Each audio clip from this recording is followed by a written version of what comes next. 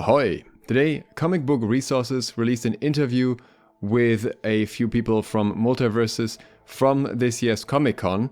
In this video, I'm quickly going to summarize that. There are also some unrelated news for upcoming content which we'll talk about as well. The people present were Tony, the designer, Shallowman, the producer, and Matthew, the voice actor for Shaggy. The first question of the interview was how the team decides which characters will be in the game.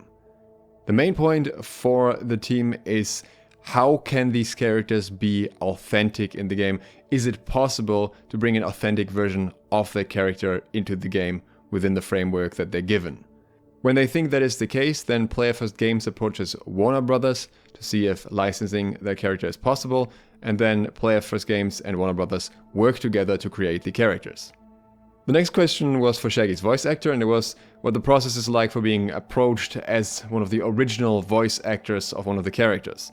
Matthew described that it was initially just standard procedure. As a voice actor, he gets multiple requests over time.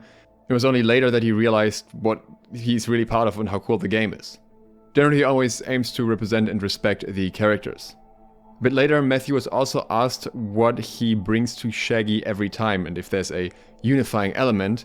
And he said that for him the most important thing is honoring Casey Kasem and carrying through what he created and make it fit with every individual task. He described himself as a caretaker for the character until the next person eventually takes over.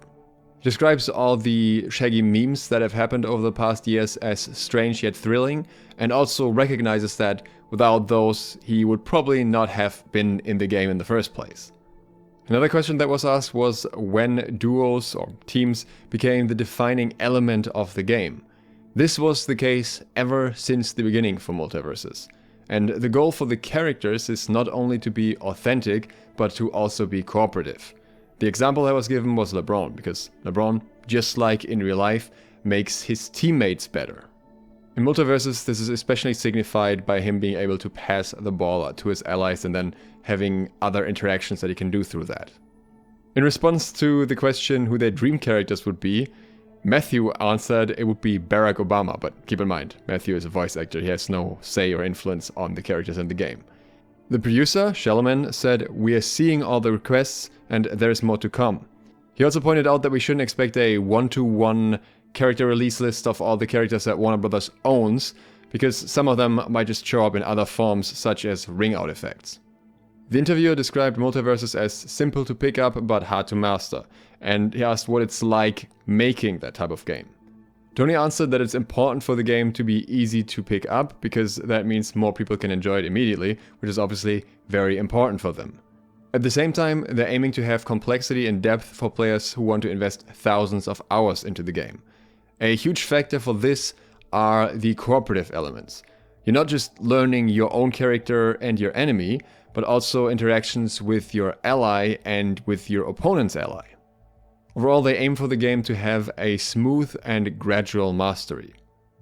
The topic of competitions was briefly touched upon, where they very quickly mentioned EVO happening and that at EVO they will have the tournament, which is all 2v2. When asked about future plans, the answer was that they want to do both a fair bit of what players actually want or what they're seeing in the community being requested, and also be able to deliver a range of content that satisfies everybody. That answer in itself is a little bit vague, but we actually have some news today for upcoming content. The first one is one thing that was just announced, being the Cromulons Community Challenge. This requires us, the players, to collectively achieve 10 million ring-outs, at which point the new stage will be unlocked.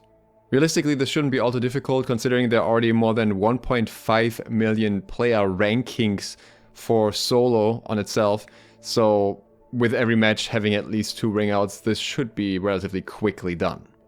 The stage itself is extremely interesting because it has sort of a pit layout with 2 higher platforms on the side and then this pit in the middle that is walled off by the platforms, by the speakers on the side. What we don't know is if the speakers are destructible or not, so they might break away at some point, but either way it looks like if you're caught in the pit and you're fighting someone with a lot of horizontal attacks, you might get stun locked for a very long time, comboed against the wall back and forth and so on, Or we could end up with a Scooby's Mansion situation where horizontal attacks are just much easier for knocking out enemies. That depends a lot on how high the sky is. And as we're already on the topic of Rick and Morty, we have this tweet from Rain Raps, who seems to have some direct connection to the devs based on the information that he's posting here. I can't verify this, but I have very little reason to believe that it's not correct, because one thing that he says in this tweet is that the estimated time of arrival for Morty is August the 9th, and we have multiple other sources claiming the same thing. I couldn't find any original source, but considering it's posted by multiple news outlets, I have no reason to believe that it's not the case. Rainraps also says that patch v0.1 was meant to be a soft tuning or major broken mechanic fix on characters, which is my impression with that patch as well. That's what I said when I was talking about the patch notes. And he says that apparently patch v0.2 will be much larger. They're just holding off the changes until after EVO, so there's no competitive change beforehand anymore. The release date of Morty also makes sense in that regard. We probably hear some more about him during EVO. So overall, a whole bunch of new things to look forward to happening very soon. I'm very excited for that. Once we know more, I will of course let you know, so please consider subscribing and clicking the bell if you haven't yet, so you'll be updated for any future news. And tomorrow I'll finally release my in-depth LeBron guide. With that, thank you very much for watching, and I hope to see you for the next one soon. Duke Sloth, out.